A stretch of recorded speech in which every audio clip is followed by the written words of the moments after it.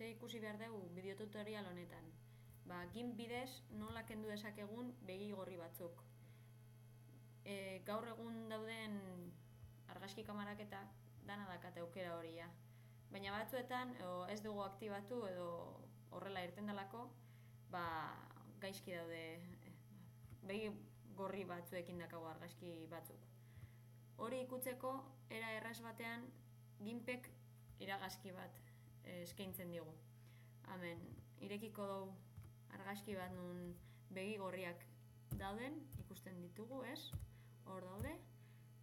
Ingoet kopia bat ikusteko hasieran ze dauan eta gero ze nola geratukoan. Hemen kopia bat eta hemen lan ingoet goiko kapan. Hemen dakago esan bezala iragarkiak nabarmendu eta hemen berri gorriak entzea.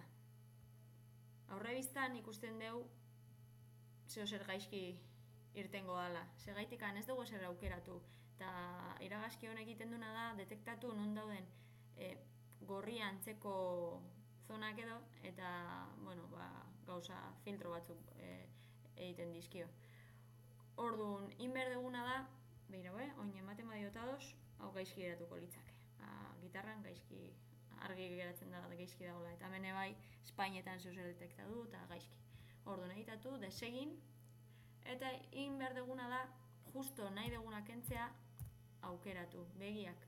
Orduan, aukeratzeko begi batzuk, aukeraketa tresna hau dakagu, elipsekoa, orduan, hau aukeratzen dugu begia, begi bakoitza, eta egiten diogu iragazkiak, nabarmendu eta begi gorreak kentzea. Hemen aurrebizta dakagu, ados ematen diogu, eta listo, hori kenduta, oin bestia aukeratu behar dugu, beste begia. Eta iragazkiak nabarmendu eta berri gorriak kentzea, berriro. Ados eta listo, oin ja ez dakaugu begi gorri horiek.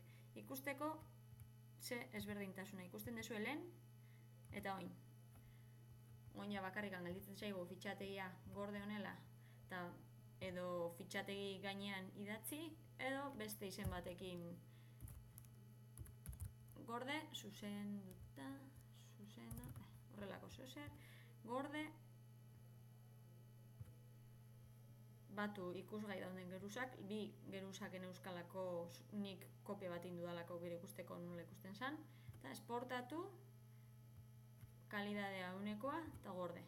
Eta ja, listo, fitxategi hori badakagu begi gorri gabe.